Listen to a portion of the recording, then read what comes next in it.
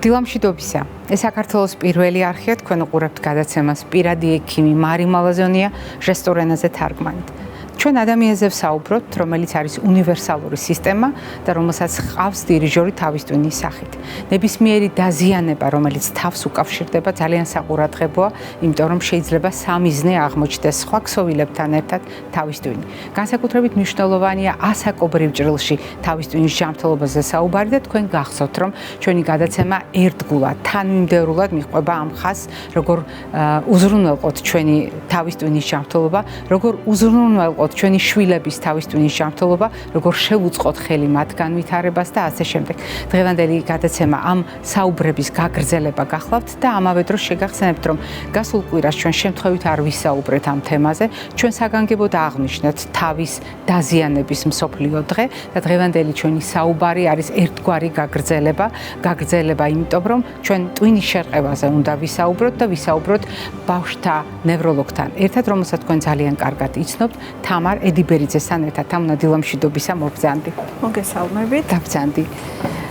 როდესაც თავის ტვინის შერყევას ვახსენებთ, მე დარწმუნებული ვარ, ძალიან ბევრი მაყურებლისათვის ეს არის ზედმეტად ნაცნობი თემა. ძნელად წარმომიდგენია ადამიანი, ვისაც არ გაუგია ასეთი სიტყვათა შეთანხმება. თუმცა დღეს ჩვენ გადავწყვიტეთ სულ სხვა მხარი ავირჩიოთ საუბრისთვის, სულ სხვა წახნაგი ავირჩიოთ და ვისაუბროთ იმაზე, თუ რას ნიშნავს თავის ტვინის შერყევა, რას ნიშნავს თავის ტვინის გამოვლინებები ახლა, მწვავე პერიოდში და რას ნიშნავს თავის ტვინის შერყევის გამოვლინებები გრძელვადიან პერსპექტივაში, რამდენად საყურადღება. მოდით ძირითად საკითხებზე რომ გავამახვილოთ ყურადღება. მოგესალმებით, კიდევ ერთხელ მადლობა მოწვევისთვის. ეს არის თემა, რომელიც ყოველთვის აქტუალურია და მნიშვნელოვანია, ასაკობრივ ჭრილში განსაკუთრებით ერთის მხრივ, იმიტომ რომ ჩვენ ყველამ ვიცით, რომ პატარა ბავშვი პირიქით ვითარდება მოძრაობაში და მან ძალიან ბევრი უნდა იმოძრაოს, თუმცა ჭარბი მოძრაობა მეორეს მხრივ არის ძალიან დიდი გამოწვევა ტრამვებთან დაკავშირებით, მათ შორის თავის ტრამვასთან მიმართებაში. ან ძალადობის შედეგად. რომ არაფერი ვთქვათ, კი მაგალითად სპორტულ აქტივობასთან დაკავშირებულ ტრამვებზე და რომ არაფერი ვთქვათ ძალადობასთან, რომელიც სამწუხაროდ არც იშვიათია და სამწუხარო ფაქტია, მაგრამ ხდება. რეალურად ის, რაც დაუშვათ ოჯახმა უნდა იცოდეს, ის რაც ჩვეულებრივმა რიგითმა ადამიანებმა უნდა იცოდან, არის ინფორმაცია, რომელიც მნიშვნელოვანია სპეციალისტებისთვის, მაგრამ პირველი დახმარება, პირველი შეფასება, პირველი რეაგირება ძალიან მნიშვნელოვანია, რომ იყოს სწორად, შესაბამისად, რიგითი ადამიანები იყვნენ კარგად ინფორმირებული საყურადღებო და საგანგაშო სიმპტომებზე და იმ პირველად დახმარებაზე, რომლის სწორად ჩატარებაზე არის ძალიან ბევრი დამოკიდებული ამ შემთხვევაში. ძალიან მნიშვნელოვანია, რომ სწორად, ადეკვატურად, ცივი გონებით, ასე ვთქვათ, ზედმეტი პანიკის გარეშე პირველი შეფასდეს ტრამვის ტიპი და ტრამვის სიმძიმე ამ შემთხვევაში, რამდენად მასშტაბურია ტრამვა და ის პირველი სიმპტომები, რომელიც შეიძლება ჩვენს თვალწინ განვითარდეს. კრიტიკულად, ანუ საფუძველზე რომ ვისაუბროთ, ესეთი ორი სიტყვით, რა უნდა წარმოიდგინოს, ასე ვთქვათ, რიგითმა ადამიანმა. ჩვენ ვიცით, რომ თავის ტვინი მოთავსებულია ძვლოვან კოლოფში, რომელიც ერთის მხრივ კარგად იცავს მას, თუმცა მეორეს მხრივ რიგ არასტანდარტულ სიტუაციაში შეიძლება გამოწვევაც კი აღმოჩნდეს თავის ტვინისთვის და პირიქით გააძლიეროს გარკვეული ტიპის ტრამვა, ან ტიპი შეუცვალოს, ფორმა შეუცვალოს მას. თავისი არსით თავის ტვინი ერთის მხრივ დაფარულია რბილი და მაგარი გარსებით და თავისთავად ის წარმოადგენს ნერვული ბოჭკოების და სისხლძარღვების ძალიან რთულ ქსელს და სისტემას.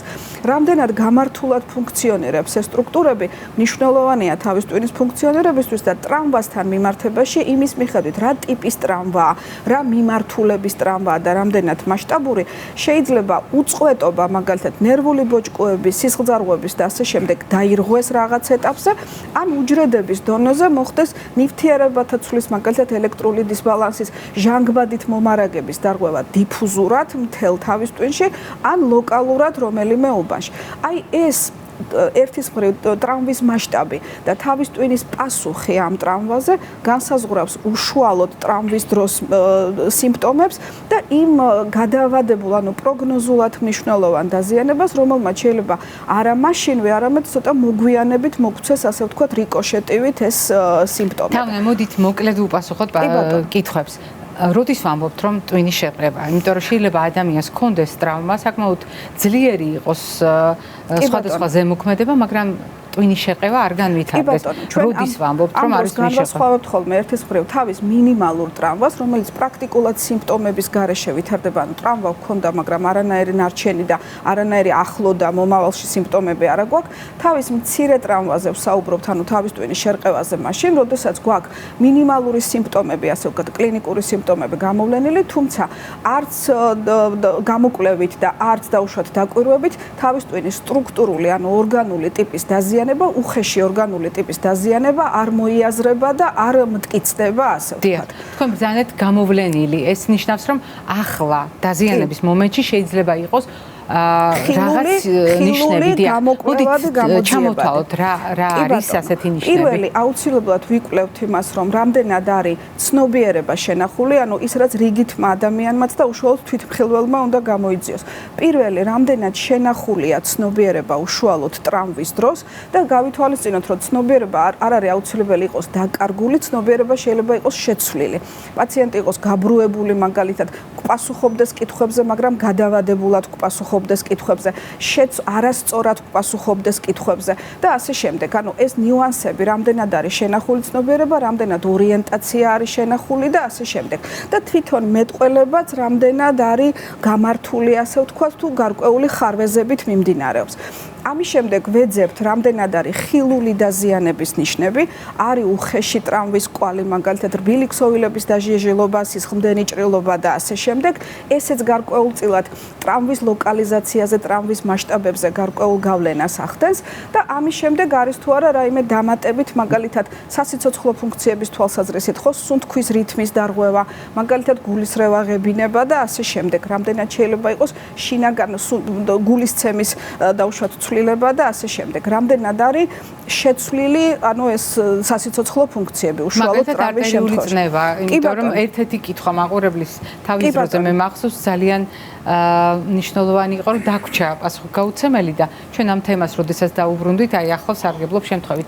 თუმცა რაზედაც თქვენ ახლა საუბრობთ თამნა, ეს არის უშუალოდ ტრავმის მომენტში ან ძალადობის შედეგად, წვავედ განვითარებული, ანუ ახლო შედეგები, როგორც ვამბობთ ხოლმე, მაგრამ არსებობს შორეული შედეგები, რომელზედაც საუბრის დასაწყისში მიანიშნეთ. რა შეიძლება მოხდეს მოგვიანებით? კი ბატონო, იმის მიუხედავად, რომ თავის ტვინის შერყევა არ განიხილება როგორც უხეში სტრუქტურული დაზიანების მქონე და უხეში სტრუქტურული დაზიანების შედეგი, გარკვეულად უჯრედების დონეზე, ფიზიოლოგიის დონეზე ცვლილებები ტვინის ქსოვილმა შეიძლება განიცადოს.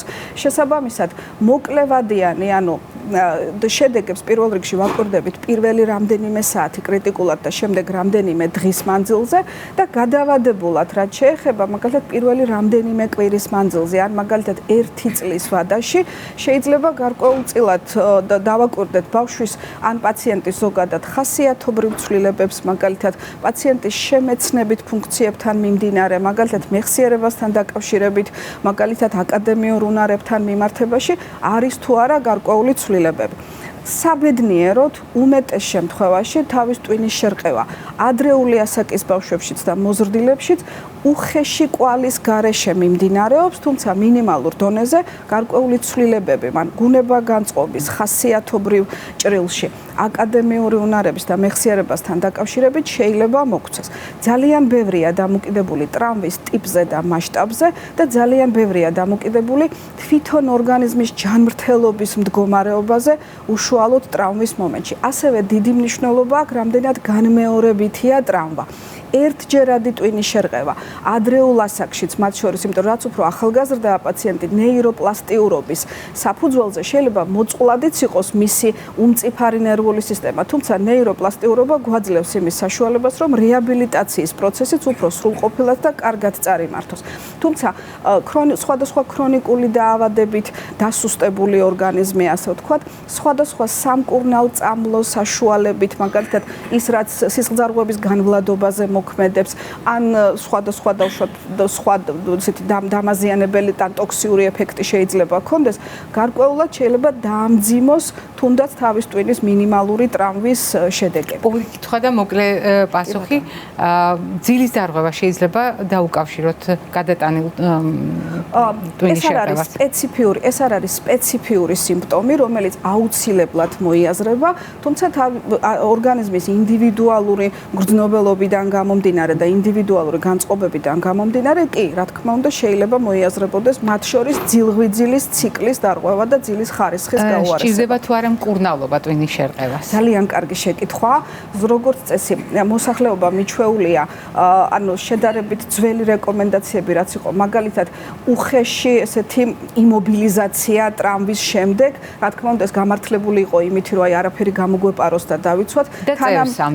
თანამედროვე მიდგომა აღარ არის ესეთი მკაცრი შეზღუდვა ფიზიკური აქტივობის, თუმცა რამდენიმე დღე ნებისმიერ შემთხვევაში ვურჩევთ ხოლმე აკადემიურად და ფიზიკურად დამზოგველ რეჟიმს. დამზოგველი, რა თქმა უნდა, იმობილიზაციას არ ნიშნავს, თუმცა ასეთი პაციენტს ვეუბნებით, რომ მაგალითად სპორტულ შეჯიბრებებში და უხესით ძაფრ სპორტულ აქტივობებში არ მიიღოს მონაწილეობა. თუმცა ეს არ ნიშნავს, რომ გადაადგილება, ეკრძალება მაგალითად ინტენსიური აკადემიური აქტივობები რეკომენდებული არ არის, თუმცა ეს არ ნიშნავს, რომ ეხლა რაღაც კლასგარეშე ლიტერატურა და საკუთარი სიამოვნებისთვის არ წაიკითხოს. გადაჭარბებული გადჟეტები ნებისმიერ შემთხვევაში არ არის რეკომენდებული, ამ შემთხვევაში რა თქმა უნდა უფრო მეტად არის რეკომენდაცია, რომ არ მოხდეს ეს ყველაფერი და არ გამოიყენოს. რაც შეეხება მკურნალობას, თუ პაციენტს არ აქვს რაიმე კონკრეტული ტიპის ქრონიკული დაავადება, რომელიც მოითხოვს სპეციფიურ ჩარევას, თუ ის უკვე არ იღებს რაიმე ისეთ მედიკამენტს, რომელსაც შეიძლება მაგალითად იგივე სისხლძარღვების განვლადობის მატება ახასიათებდეს და მასთან დაკავშირებით სიფრთხილე გჭირდებოდეს, რამე სპეციფიური მკურნალობა, დაცვითი მკურნალობა თავის ტვინის შერყევას არ სჭირდება.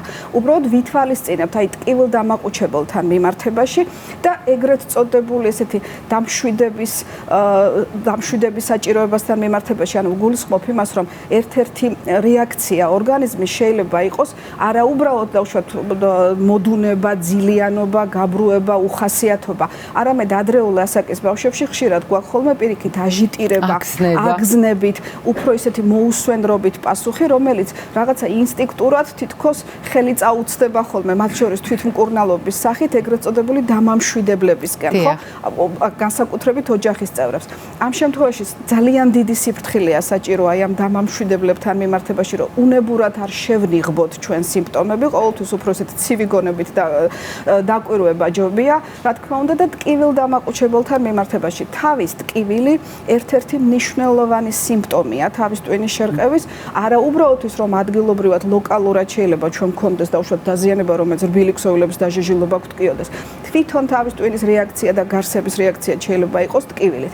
მაგრამ ამ დროს ვცდილობთ, რომ აი მაგალითად პარაცეტამოლს უფრო მწვანე შუქი აქვს ამ შემთხვევაში, მაგრამ არასტეროიდული ანთების საწინააღმდეგო ან უფრო სერიოზული ჯგუფი ტკივილ-დამაყუჩებლების თვითმკურნალობის სახით არ გამოვიყენოთ, მაინც ჯობია დავეკითხოთ პირად ექიმს, მკურნალ ექიმს და ასე შემდეგ. თამნა, ძალიან დიდი მადლობა დღევანდელი სტუმრობისთვის. მაყურებელს შევახსენებ, რომ ძალიან ნაცნობ თემაზე ვისაუბრეთ, მაგრამ დარწმუნებული ვარ, ბევრისთვის საკმაოდ ბევრი უცნობი დეტალი იყო გაზიარებული და მე იმედი მაქვს, რომ გაითვალისწინებენ ყოველდღიურ რეალობაში, მით უფრო რომ სამწუხაროდ ჩვენ საზოგადოებას არ ელევა საბაბი, როდესაც ჩვენ ტრაუმის, ავტოსაგზაო შემთხვევის ან ძალადობის შედეგად, ყველაზე სამწუხარო რაც არის, ძალადობის შედეგად ადამიანების და განსაკუთრებით პატარების თავის ტვინის დაზიანებაზე როცა ვლაპარაკობთ. მაყურებელს შევახსენებ, დღევანდელი ჩვენი გადაცემის სტუმარი გახლდათ ბავშვთა ნევროლოგი ქალბატონი თამარ ედიბერიძე. მე ჯერ არ გემშვიდობებით, წინ გველოდება კვებითი შუქნიშანი.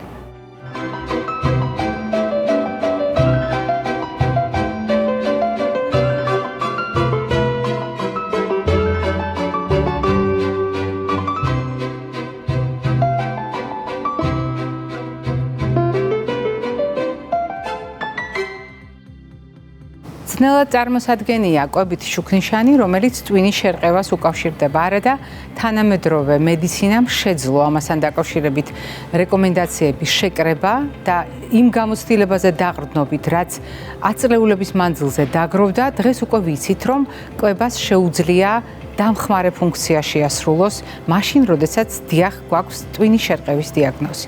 რასაკვირველია, კონკრეტულ საკვებ პროდუქტს არ შეუძლია დაძლიოს ტვინის შერყევა. არც თავიდან აგვაცილოს რასაკვირველია, მაგრამ თუ საუბრობთ აღდგენაზე, ტვინის აღდგენის შესაძლებლობებზე, საკვებს შეუძლია ასეთი შესაძლებლობების გაძლიერება, რომელი პროდუქტები ხდება ასეთ შემთხვევაში, ჩამონათვალში, ყველა ის პროდუქტი, რომელიც მდიდარია ანტიოქსიდანტებით, ანტიდამჟანგავებით. ყველა ის პროდუქტი, რომელიც მდიდარია კონკრეტული ცილების შემადგენლობით, ანუ ყველა ამინომჟავა, როდესაც არის ამა თუ იმ პროდუქტში. ასევე გასათვალისწინებელია განსაკუთრებით ომეგა-3 შემცველი პროდუქტები. ყველა ის პროდუქტი, რომელიც განსაკუთრებით მდიდარია ომეგა-3-ით. ყველა ის პროდუქტი, რომელიც გამორჩეულად მდიდარია მაგნიუმით და თუთიით. ყველა ის პროდუქტი, რომელიც გამორჩეულად მდიდარია ქოლინით. ყველა ის პროდუქტი, რომელიც დიდი რაოდენობით შეიცავს ანტიოქსიდანტებს, მათ შორის C ვიტამინს, E ვიტამინს, განსაკუთრებით გასათვალისწინებელია K ვიტამინის შემცველობა პროდუქტებში და ასე შემდეგ. მოდით ეს ყველაფერი ვთარგმნოთ კონკრეტული პროდუქტების ენაზე და ძალიან ადვილად გასაგები იქნება, რატომ აღმოჩნდა ჩვენს თეფშზე სხვადასხვა სახის მწვანე ფოთლოვანი მცენარე, მაგალითად სასარგებლო ცხიმი და E ვიტამინით მდიდარი ავოკადო, თევზი, კვერცხი, სხვადასხვა სახის კენკრა. ყველა ეს პროდუქტი ჩემი ერთ ჩამოთვლილი აუცილებელი ქიმიური ნაერთების ერთგვარი სკივრია, რომლის მოხვედრა ჩვენს ორგანიზმში შესაძლებელია ამ პროდუქტების მირთმევის შემდეგ. რასაკვირველია, კიდევ ერთხელ გავიმეორებ, თავის ტვინის შერყევის მკურნალობა საკვებით არ ხდება. რასაკვირველია, ვერც სხვადასხვა გართულებას აგვაცილებს თავიდან მხოლოდ საკვების გამოყენება, მაგრამ საკვები დამხმარეა და ასეთ შემთხვევაში ომეგა-3 იქნება, მაგნიუმი იქნება, სხვადასხვა სახის ანტიოქსიდანტი იქნება თუ ვიტამინი, ეს არის ზუსტად ის ნაერთები, რომელიც აღდგენის პროცესში საკვების სახით გვეხმარება. ეს იყო დღევანდელი ჩვენი რეკომენდაციები. მე გემშვიდობებით ნახვამდის ჯანმრთელობას და დღეგრძელობას გისურვებთ.